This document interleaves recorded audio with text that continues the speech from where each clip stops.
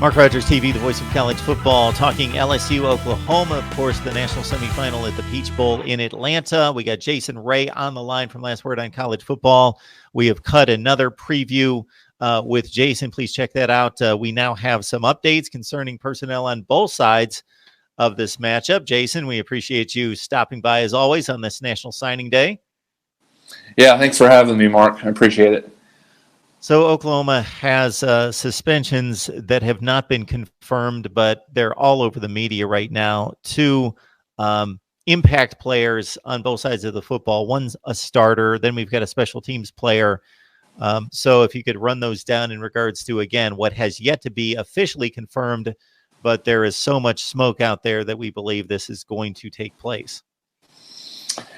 Yeah, Mark, I think this has been a little bit interesting over the last 48 hours. You know, there's been a lot of there's just been a lot of talk and a lot of rumors about a few. It's kind of been as few as 2 or 3, and then the rumors kind of flew up to maybe 6 to 8 different potential Oklahoma players. But I think at this time, there's 3 specific individuals that have been suspended, and as you mentioned, Oklahoma hasn't officially come out and said it, and Riley was asked about this today at his press conference, which was predominantly, obviously, for the National Signing Day announcements, but of course that kind of morphed into to this conversation. So Ronnie Perkins, from a defensive perspective, he has been announced that he will be suspended for the Peach Bowl.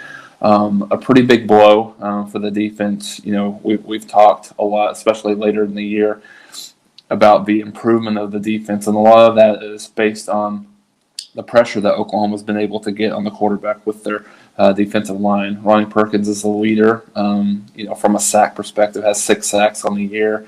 I think he has about 30-some tackles on the year as well. Really a big disruptor. He's one of those guys that's kind of commanded a double team, especially the later part of the year.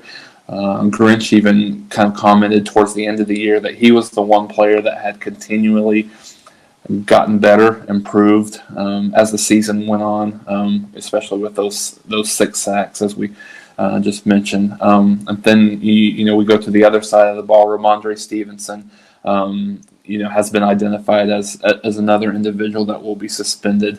Again, it's pretty hurtful from a depth perspective.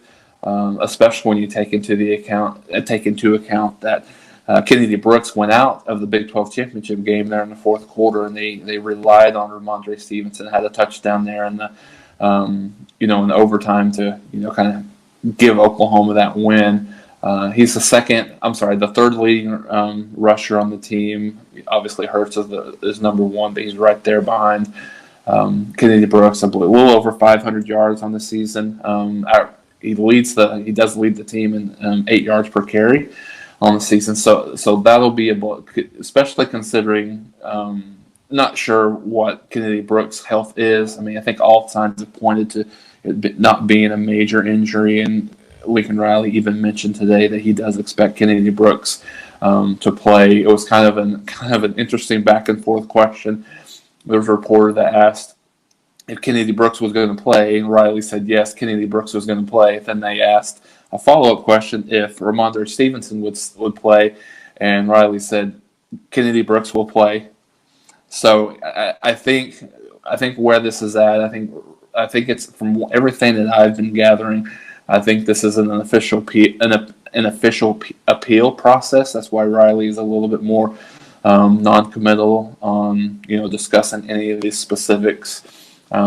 So I mean, I think, and this is just rumor at this point, I think a lot of it has to do with perhaps a PED issue or maybe a failed drug test at some point, and that's why he's really unable to comment officially, because I think it's with the NCAA currently. And then the third player that you'd mentioned was Trajan Bridges, 5-star recruit this year as a true freshman. Has played a little bit, very sparingly. I think he has less than 100 yards receiving on the year. He does start on the special teams, so not as big of a blow as the other 2.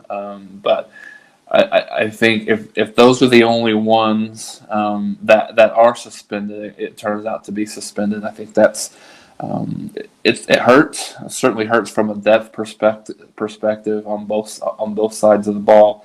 But I think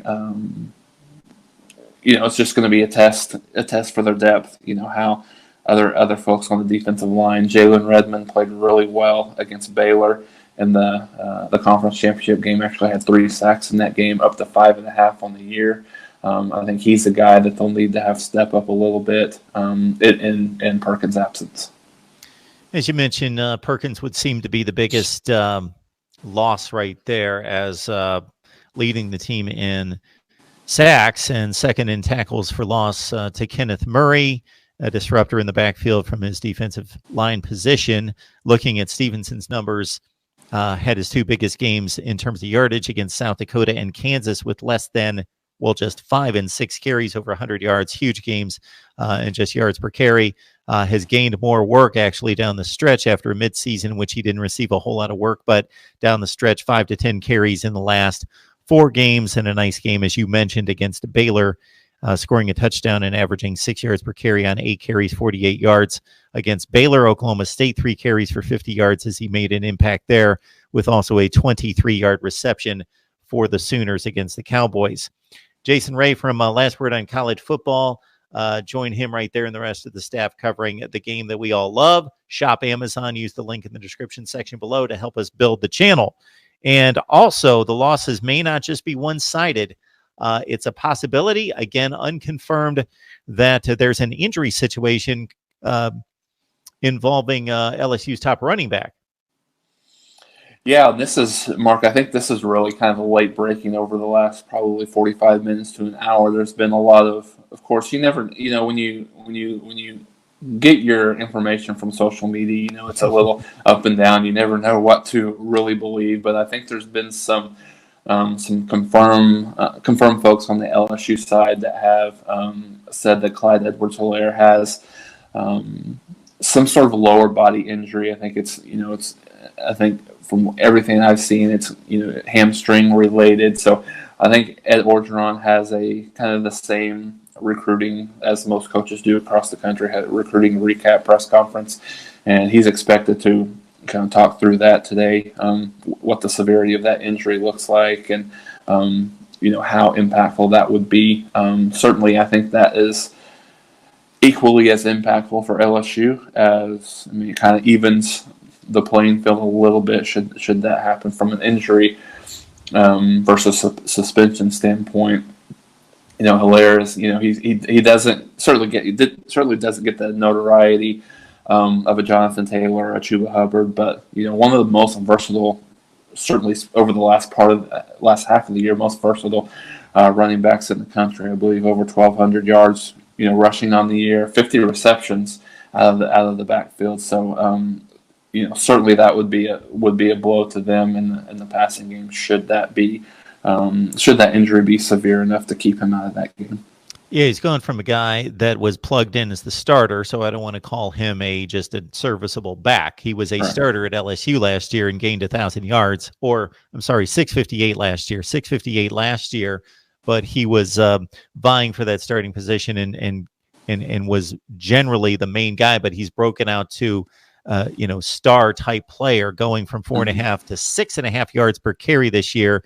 And as you mentioned, 1,290 yards, 16 touchdowns on the ground, and 50 catches out of the backfield. So he is a main cog in an offense that's known for throwing it, stretching the field, but he definitely balances out what's needed there for LSU on the ground, and he's become a star in the SEC.